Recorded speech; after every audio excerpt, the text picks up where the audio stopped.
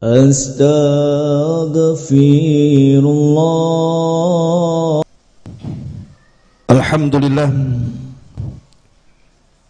Alhamdulillahilladzi hadana wa kafana wa ja'alana minal muslimin.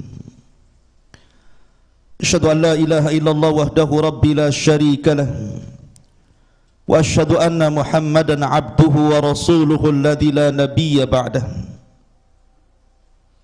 Qala Allahu azza wa jalla, ya ayyuhalladzina amanu taqullaha haqqa tuqatih wa la tamutunna illa wa antum muslimun. Fa inna asdaqal hadithi kitabullah wa khairal huda huda Muhammadin sallallahu alaihi wasallam wa syarrul umuri muhdatsatuha wa kullu muhdatsatin bid'ah wa kullu bid'atin dhalalah wa kullu dhalalatin finnar. Ma'asyiral muslimin, usikum wa nafsi bitaqwallah. Faqad fazal muttaqun. Fa usalli wa usallimu ala sayyidina Muhammadin wa ala alihi wa sahbihi ajmain. Ma'asyiral muslimin, jamaah Jumat yang dimuliakan Allah Subhanahu wa taala.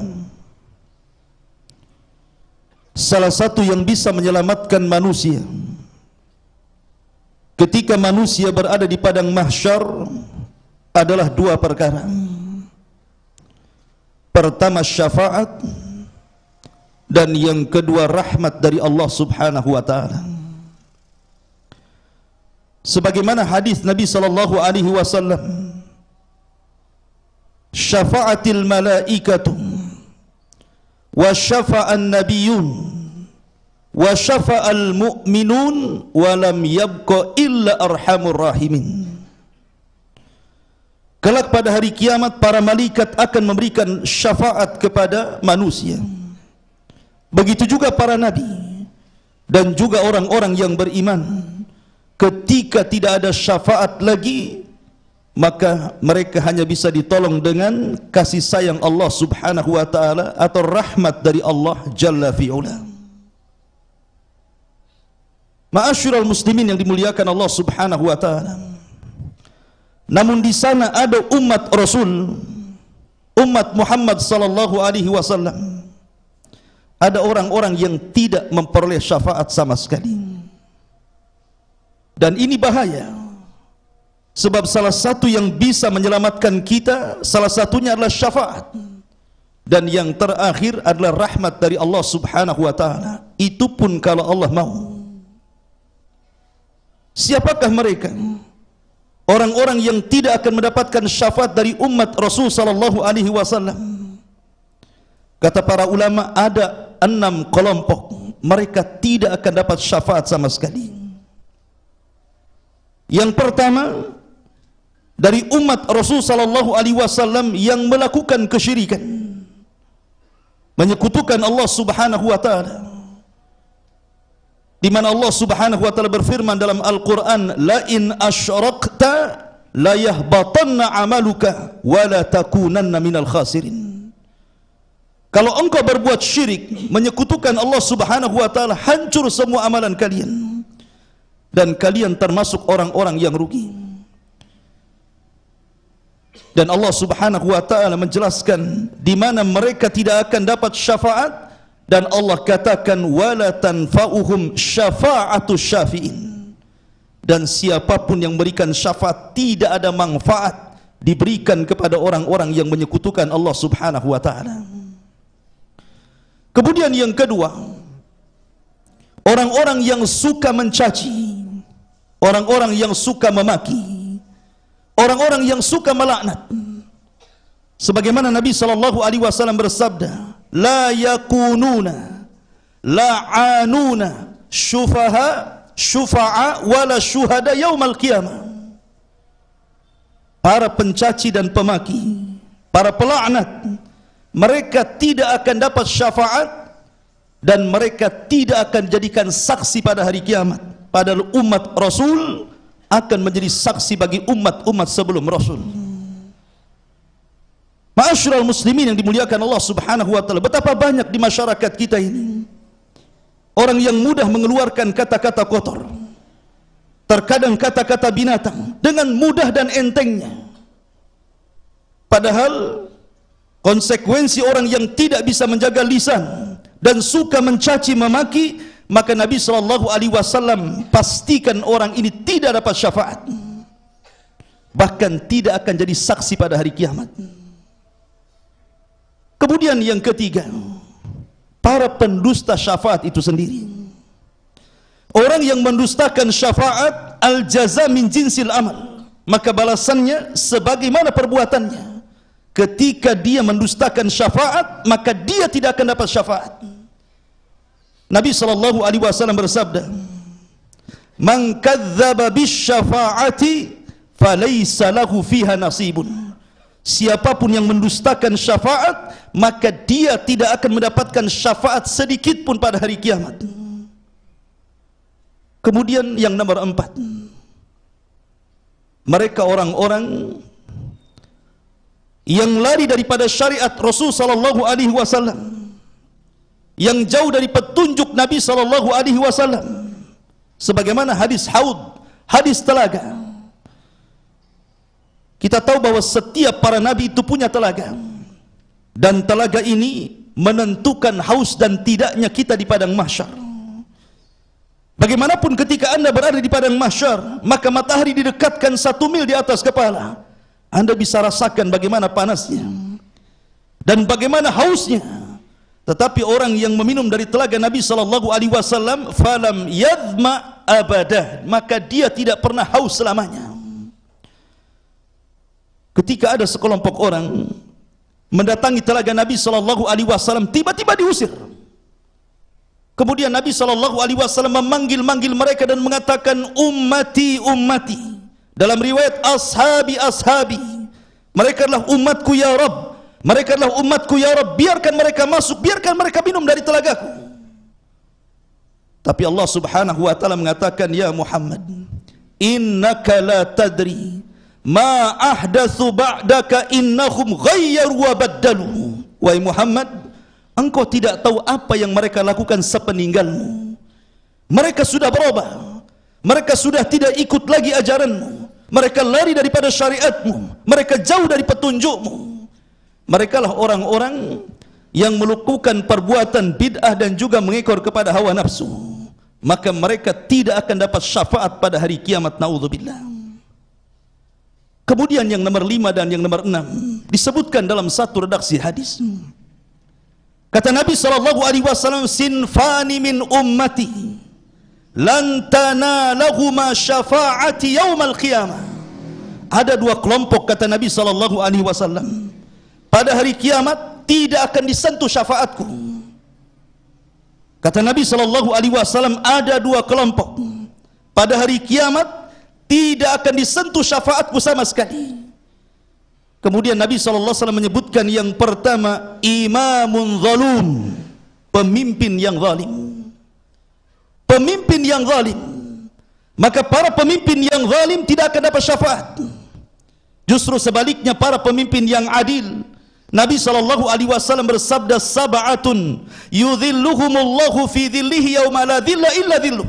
7 kelompok yang akan mendapatkan naungan di hari yang tidak ada naungan kecuali naungan Allah. Salah satunya adalah imamun adil, diletakkan pada urutan pertama, pemimpin yang adil.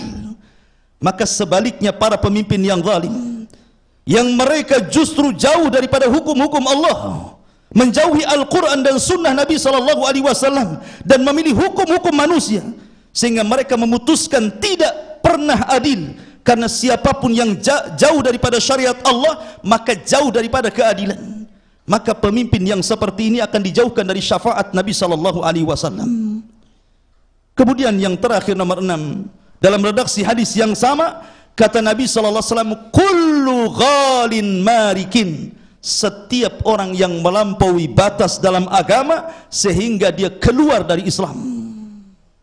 Seperti siapa? Seperti orang-orang Khawarij. Karena Nabi SAW mengisyaratkan bagaimana orang-orang Khawarij itu yamrukuna minad din kama yamrukus sahmu anir ramiyah. Mereka melesat dari Islam seperti melesat anak panah dari busurnya. Dan Nabi SAW mengatakan, فَإِذَا لَكِيتُمُوهُمْ فَاقْتُلُوهُمْ فَإِنَّ فِي قَتْلِهِمْ أَجْرٌ. Apabila engkau mendapatkan kelompok yang seperti ini, perangi mereka, karena dalam memerangi mereka terdapat pahala yang besar di sisi Allah Subhanahu wa ta'ala. Mereka lah orang-orang yang terpapar dengan ideologi teroris. Karena kita tahu bahwa kelompok Khawarij inilah pengasas ideologi teroris. Sebagaimana Nabi SAW bersabda, yaqtuluna ahlal Islam wa yada'una ahlal awthan. Mereka membunuh orang-orang Islam tetapi membiarkan para penyembah berhala. Na'udzubillahi min dzalik. Inilah 6 kelompok, kata Nabi SAW, tidak akan dapat syafaat. Padahal syafaatlah penentu keselamatan. Dan syafaat itu diberikan bukan hanya oleh para malaikat, Nabi SAW, para nabi, orang-orang yang beriman, termasuk para syuhada, termasuk anak kepada orang tua, termasuk puasa, Al-Quran, dan begitu seterusnya. Tapi 6 kelompok ini sama sekali tidak akan dapat syafaat berdasarkan nas Al-Quran dan sabda Nabi SAW. Aqulu ma tasmaun, aqulu qawli hadha wastaghfiruh innahu huwal ghafurur rahim.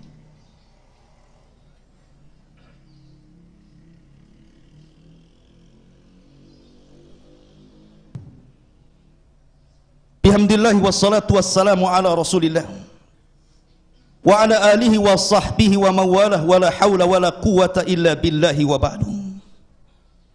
Abu Hurairah radhiyallahu an datang kepada Nabi SAW bertanya soal siapa orang yang paling bahagia dengan syafaat Nabi SAW pada hari kiamat. Kemudian Nabi SAW bersabda kepada Abu Hurairah radhiyallahu an, ya Aba Hurairah, inna as'adan nas bi syafaati yaumal qiyamah man qala la ilaha illallah. Sesungguhnya orang yang paling bahagia dengan syafaatku pada hari kiamat adalah orang yang meninggal dan dia berada di atas la ilaha illallah, artinya masih mentauhidkan Allah Subhanahu wa ta'ala. Kita tahu bahwa manusia yang paling besar yang akan memberikan syafaat pada hari kiamat adalah Rasul kita Muhammad sallallahu alaihi wasallam. Karena para nabi ketika itu didatangi oleh umat seluruh manusia sejak Adam sampai yang terakhir mati. Mulai daripada Adam alaihi salam, kemudian beralih kepada Nuh alaihi salam, kemudian beralih kepada Ibrahim, beralih kepada Musa dan Isa. Semua mengatakan nafsi nafsi, urus diri kalian sendiri, urus diri kalian sendiri. Dan ketika itu Nabi SAW, ketika umat datang kepada Nabi SAW dan mengatakan, Ishfa' lana ila rabbika, ala tara ila ma nahnu fi, ya Muhammad, mintalah syafaat kepada Allah, tidakkah kau iba engkau melihat kami dalam kondisi seperti ini? Maka Nabi SAW mengatakan, ana laha, kan ku coba. Maka Nabi SAW pun kemudian sujud di bawah arsy Allah Subhanahu wa ta'ala dengan sujud yang lama, sampai Allah Subhanahu wa ta'ala mengatakan, irfa ra'saka ya Muhammad, sal tu'ta, qul tusma, ishfa tushaffa. Allah mengatakan, ya Muhammad, angkat kepalamu, mintalah kau diberi, katakan kau didengar, mintalah syafaat, kau akan diberikan syafaat. Maka Nabi SAW pun meminta 7 syafaat kepada Allah Subhanahu wa ta'ala. Dan yang terakhir Rasul sallallahu alaihi wasallam meminta kepada Allah Subhanahu wa ta'ala agar siapapun yang dalam hatinya ada sebiji zarah keimanan, maka berikan syafaat kepada mereka dan Allah kabulkan. Dan Nabi sallallahu alaihi wasallam mengatakan, kullu ummati yadkhulunal jannah, semua umatku pasti masuk surga, illa man aba, kecuali orang yang enggan masuk surga. Sahabat heran, mana ada orang yang enggan masuk surga? Maka mereka bertanya kepada Nabi SAW, wa man ya'ba ya Rasulullah, siapa yang enggan itu wahai Rasul? Maka Nabi SAW mengatakan, man ata'ani dakhalal jannah, wa man asani faqad aba. Siapapun yang bermaksiat kepadaku, yang menyelisih sunnah-sunnahku, jauh dari petunjukku, maka mereka orang yang enggan untuk masuk ke dalam surga. Dari sini ma'asyiral muslimin yang dimuliakan Allah Subhanahu wa taala, kalau kita hendak meminta syafaat dan ingin mendapatkan syafaat Nabi sallallahu alaihi wasallam, cintailah Nabi sallallahu alaihi wasallam. Cintailah dengan cara mengikuti sunnahnya.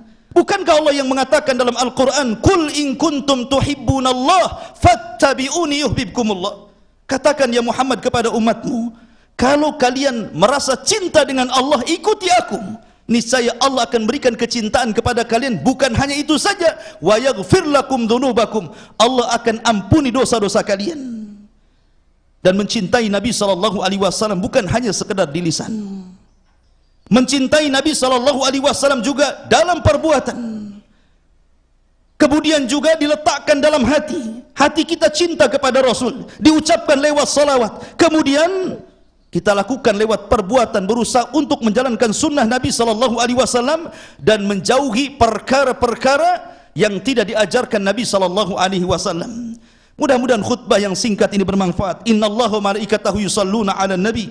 Ya ayyuhalladzina amanu sallu alaihi wa sallimu taslima. Allahumma ighfir lil muslimina wal muslimat wal mu'minina wal mu'minat al ahya'i minhum wal amwat innahu qaribun mujibu da'wa ya qadiyal hajah. Allahumma arinal haqqa haqqa warzuqna ittiba'ah wa arinal batila batila warzuqna istinabah. Allahumma nas'alukal huda wat tuqa wal afafa wal ghina. Allahumma nas'alukal jannah wa na'udzubika minan nar. Rabbana atina fid dunya hasanah wa fil akhirati hasanah wa qina adzaban nar. Wa sallallahu ala sayyidina Muhammad wa ala alihi wa sahbihi wa sallam ajma'in. Qumu lis salatil jum'ah rahimakumullah.